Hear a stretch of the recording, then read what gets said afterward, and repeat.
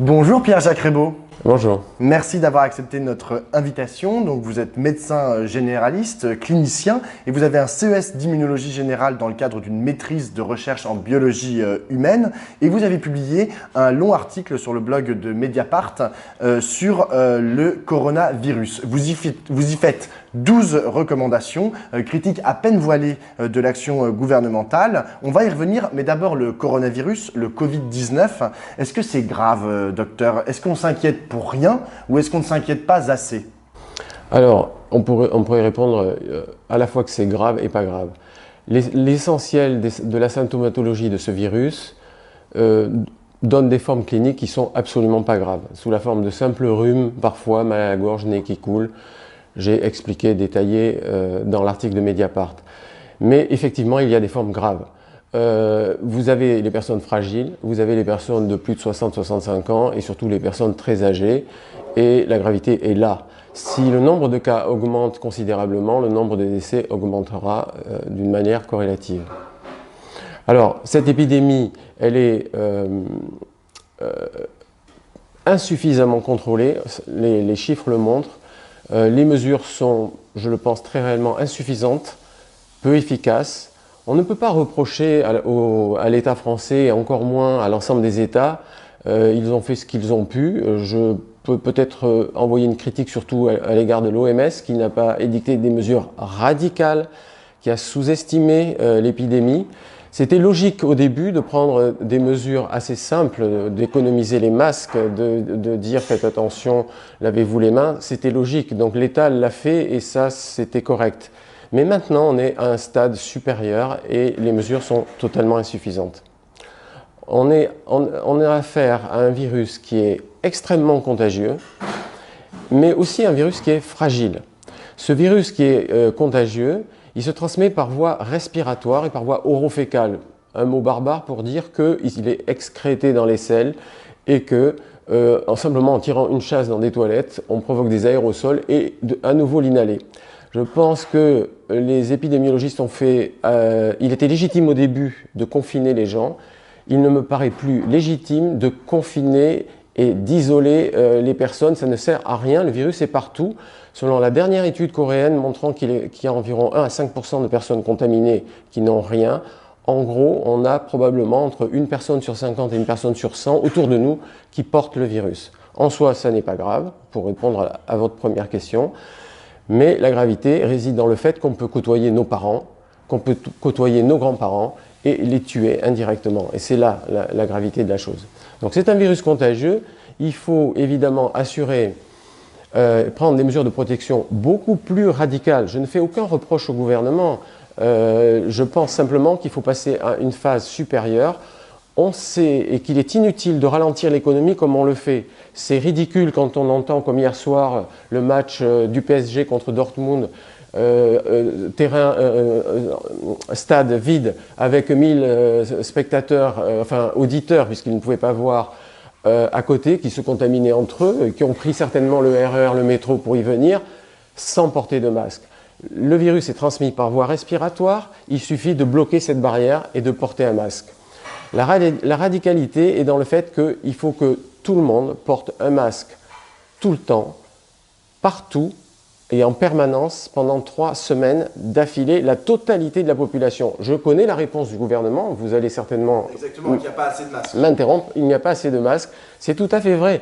Et donc le gouvernement a appliqué un principe de réalité. Comment économiser des masques quand on n'en a pas assez? Donc le ministre a dit au début, c'était légitime qu'il le dise, on porte des masques, on évite les masques si on n'est pas malade, mais en réalité le virus a continué à circuler. C'est terminé ça. Il y a des choses simples. Mes 2 confrères, Patrice Pelloux, l'urgentiste très connu, et Michel Simès ont dit des choses extrêmement simples et je partage cette simplicité. Patrice Pelloux a dit « si vous portez une écharpe épaisse sur le nez, vous limitez la propagation du virus ». Michel Simès a fait une remarque à une virologue, sur le plateau de France 2. Est-ce que cette mesure de tousser dans le coude est une bonne mesure? Non, parce qu'il a montré que simplement en croisant les bras, on pouvait se recontaminer les mains. Il avait tout à fait raison. Donc voilà des exemples simples. Donc les mesures, on y revient, il faut porter le masque. Si on n'a pas de masque, d'abord, premièrement, on peut réutiliser les masques. C'est très facile. Je le dis dans l'article de Mediapart. En chauffant avec de l'air à 120 degrés, on tue la totalité des virus et un grand nombre de bactéries. Donc c'est très simple, on peut le réutiliser. Un masque chirurgical est valable que 4 heures. Un FFP3 comme celui-là, qui est le plus efficace, et dure à peu près 8 heures. Ceux-là qui sont complètement introuvables en pharmacie. Ils sont introuvables, mais je pense qu'il faut solliciter l'État pour augmenter les capacités de production pour que tout le monde ait un masque le plus rapidement possible. La technique pour y arriver, c'est peut-être pas l'objet et c'est à l'État de choisir comment le faire et peut-être de financer des usines ou de dériver certaines usines pour en fabriquer plus pour que tout le monde ait un masque. Mais en attendant, si on n'a pas de masque, donc chirurgical, on utilise une écharpe, une serviette épaisse. Chez les pompiers, on a étudié, on sait que le taux de filtration et le taux de fuite est à peine inférieur pour des particules de 5 à 10 microns, à peine inférieur à celle d'un masque chirurgical. Donc il faut avoir le visage couvert en tout lieu, en toutes circonstances. Deuxième mesure, laver les mains. Le gouvernement l'a dit, c'est tout à fait vrai, il faut se laver les mains, il faut utiliser des gels hydroalcooliques ou d'autres produits comme la chlorhexidine ou de la javel diluée si on n'a rien, ou de la bétadine diluée. J'explique tout ça, ne rentrons pas dans les détails, c'est une évidence. Troisième point, la distance interpersonnelle. Si quelqu'un est suspect enrhumé, la distance interpersonnelle minimum est d'environ 1,50 m. C'est une mesure qui est importante et dont on doit tenir compte.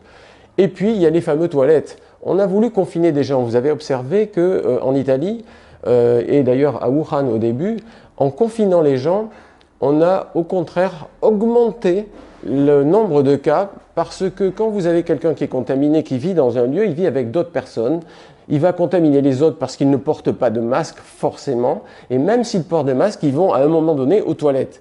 Ces toilettes, par le mécanisme qui est expliqué dans l'article de Mediapart, qui a été confirmé par une étude américaine 4 jours après, il faut quand même savoir ça, sur l'importance des mesures d'hygiène pour les toilettes.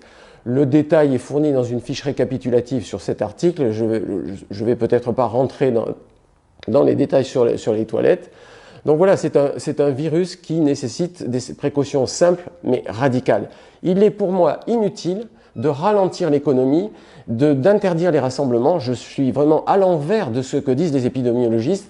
C'est catastrophique pour l'économie française et l'économie mondiale si on continue à dire qu'il faut fermer les frontières, empêcher les rassemblements, confiner les gens. Ça ne sert plus à rien. La seule chose qu'il faut faire, c'est bloquer, mettre une barrière, empêcher ce virus de passer et appliquer toutes ces mesures.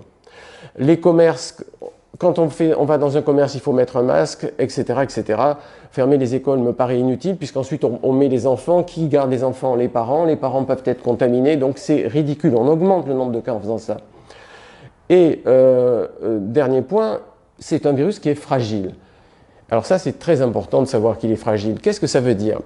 Ben, comme tous les virus, quand on les expose à la chaleur, les virus sont détruits à des températures différentes. S'il suffit de relire, c'est un peu technique, mais j'en ai fait un petit résumé dans l'article de Mediapart encore, les virus sont détruits à des températures différentes. On va parler que du coronavirus qui nous intéresse.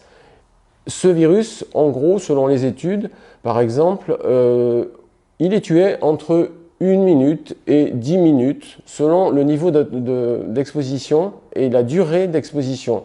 Donc par exemple, le coronavirus est tué à 71 degrés à 90% en 1 minute. C'est ce qui a été prouvé scientifiquement. La thèse du virologue de Swan Firke en 2014 par le professeur Aubert montre ça. Il faut savoir qu'en une seule seconde, le H1N1 est tué à 100 degrés et le coronavirus en même pas une demi-seconde à 100 degrés. D'où l'intérêt de passer au sèche-cheveux les masques et les écharpes. Donc, l'idée, c'est de proposer un traitement qui paraît assez logique, somme toute, c'est-à-dire que si ce virus arrive et se dépose dans les 2 mm des muqueuses respiratoires du nez, de la gorge, de la trachée et des bronches, il suffirait donc d'appliquer cette chaleur au-dessus de 60 degrés pendant 6 minutes. Très probablement. C'est un raisonnement scientifique qui est logique, qui n'est pas prouvé. On avait bien étudié... Par inhalation d'air chaud. Il faut respecter un protocole très précis que j'ai aussi détaillé dans le texte. Je ne souhaite pas y revenir, on va perdre du temps. Mais il faut tenir compte du fait que Ce virus, on a étudié l'inhalation avant, malheureusement, les 4 études ont montré que c'était inefficace, l'inhalation d'air chaud. Malheureusement, ces études ont toutes été faites, dont celle de Cleveland aux États-Unis, à 42 degrés, et à 42 degrés, aucun virus n'est tué. Donc, on sait qu'au-dessus de 56, les virologues le savent très bien, au-dessus de 56, on commence à tuer le virus. Donc, pourquoi ne pas faire 1 ou 2 inhalations par jour? Quelle est la durée? Quel est le protocole? C'est une proposition. Je sollicite donc les scientifiques d'étudier ça pour, premièrement, étudier le côté préventif, c'est-à-dire est-ce qu'en faisant des inhalations, on se protège un peu de ce virus et de combien? Je ne le sais pas moi-même, je suis honnête, je n'ai pas mené des études pour ça, mais c'est logique scientifiquement. Est-ce que quand quelqu'un est malade, on diminue l'importance des signes et on diminue le risque de passer au fameux syndrome de détresse respiratoire, le SRAS? Et surtout, dernier protocole, qui n'est pas appliqué, les gens qui sont en train de mourir du syndrome de détresse respiratoire, qu'est-ce qu'on fait actuellement? On fait du mieux qu'on peut. On essaye de désenflammer leurs bronches, on les hyperoxygène, on les ventile en espérant qu'ils vont tenir le temps qu'ils fabriquent des anticorps et on les oxygène, et même par circulation extracorporelle. On prend du sang, on l'oxygène, on le réinjecte. Eh bien, moi, ce que je propose, c'est qu'on pourrait, par période de 6 minutes, 1 ou 2 ou 3 fois, je ne sais pas, c'est à étudier, je demande aux réanimateurs d'étudier ça, à des spécialistes d'étudier ça, de les ventiler au lieu de 37 degrés à 60. Qu'est-ce qui va se passer? Ça va réchauffer leur corps. Il faudra réfrigérer le corps. En réanimation, on sait faire. Le protocole est très facile. Et deuxièmement, la circulation extracorporelle, c'est la même chose que l'affaire du sang contaminé. On a chauffé les culots de sang à 56 degrés 8 minutes au début pour tuer le virus du sida. On est capable de chauffer une circulation extracorporelle. Peut-être qu'avec ce protocole, on va diminuer le nombre de morts, et ça me paraît important. Alors, il faut quand même finir peut-être sur une note rassurante. 99% des gens, et même je pense maintenant un peu plus que 99%, puisqu'il y a beaucoup de contaminés qui n'ont rien, qui sont diagnostiqués. Probablement le taux de mortalité dont on disait qu'il était à 2,4% est plutôt maintenant, je l'ai dit, plutôt à 1% au moment où je l'ai écrit, et maintenant je pense plutôt qu'il est plutôt à 0,5%. Que le nombre de cas en France est bien plus énorme qu'on ne le croit, probablement entre 140 000 et 150 000. Je ne suis pas seul à le dire, donc ça n'a rien d'original. Je pense que pas d'inquiétude pour toutes ces personnes qui l'attrapent, il faut rester serein, il faut appliquer les méthodes basiques de désinfection des voies respiratoires. Je rappelle aussi que en France, on a eu Pasteur qui a créé ces vaccins, qui a révolutionné les traitements des maladies de beaucoup de maladies infectieuses. On est capable en France, si on prend des mesures radicales qu'on applique, je pense à la lettre, la totalité de ces mesures, la France est capable de montrer au monde entier qu'on peut réduire et contrôler une grave épidémie. Et pas que la France, l'intérêt c'est tout le monde, comme si nous étions isolés. Voilà ce que je voulais dire. Vous avez dit beaucoup de choses. J'ai juste une petite question par rapport à la grippe saisonnière, parce qu'on dit que la grippe saisonnière tue en France près de 10 000 personnes par an. Donc on est largement au-delà des morts actuelles pour le coronavirus. Est-ce que du coup on peut considérer que c'est moins dangereux le coronavirus ou ça n'a aucun rapport? Alors écoutez, je suis très content de vous entendre poser cette question. Ça n'est absolument pas comparable. D'abord, prenons déjà cette année. N'importe qui peut aller consulter sur le réseau Sentinelle, édité par l'INSERM sur le net, et vous tombez sur le bulletin épidémiologique de la grippe, et vous regardez que la grippe est en train de se terminer. Si vous faites défiler en cliquant et en téléchargeant les documents, c'est parfaitement documenté. On voit parmi ceux qui sont en réanimation, et je l'ai écrit dans l'article de Mediapart, que 75% de ceux qui sont en réanimation n'ont pas été vaccinés, d'où l'importance de la vaccination anti-grippe qu'il faut d'ailleurs renouveler, les virologues le savent très bien. Mais ça n'est pas comparable, parce que vous avez déjà, on vaccine depuis longtemps contre la grippe. Les 10 000 morts, on les a eus, mais cette année, à ce jour, au moment de l'article, je crois qu'on en était à 75 décès seulement, c'est très peu cette année. Il y a eu effectivement 10 000 morts pour les grippes, mais ça n'est pas comparable parce que la vitesse de progression de cette maladie est beaucoup plus grande, la contagiosité est encore plus grande Et plusieurs experts, et là c'est pas moi tout seul qui le dis, je ne fais que lire ce qu'écrivent les experts et je me fais le relais de ces experts, pensent que probablement ce virus est environ 10 à 15 fois plus mortel que la grippe. Espérons que les vaccins arriveront vite, ça mettra à peu près 20 mois encore, très probablement. L'Institut Pasteur y travaille et on connaît leur niveau de performance et le séquençage est déjà fait et ils vont attaquer ensuite les études précliniques et cliniques dans peu de temps. Voilà. Alors, j'ai une dernière question, Pierre-Jacques Rebaud. Alors, on n'est pas encore en phase 3 de la pandémie en France. C'est peut-être ce que va annoncer Emmanuel Macron ce soir à 20 h. Qu'est-ce que cela changerait en général? Et surtout, pour vous, les généralistes, est-ce que vous êtes préparés, en fait? Est-ce qu'on vous communique des informations? Est-ce que le ministère de la Santé est en relation avec vous? Parce que c'est quand même vous qui êtes les personnels de santé au premier rang contre cette pandémie. Vous avez raison. Un des points dans l'article que je signalais, c'est que je revendiquais que les généralistes qui sont au front, bien plus que autant que le 15, mais le 15 a d'autres fonctions. Le 15 s'occupe d'infarctus du myocarde, d'accidents de la route. Le 15 a été submergé. Je pense que ce n'était pas judicieux.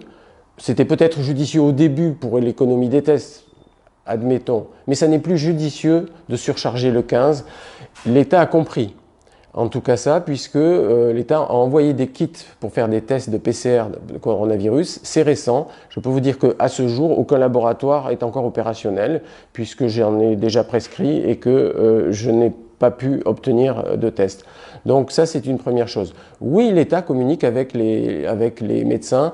J'ai bien reçu d'abord la première circulaire d'Agnès Buzyn.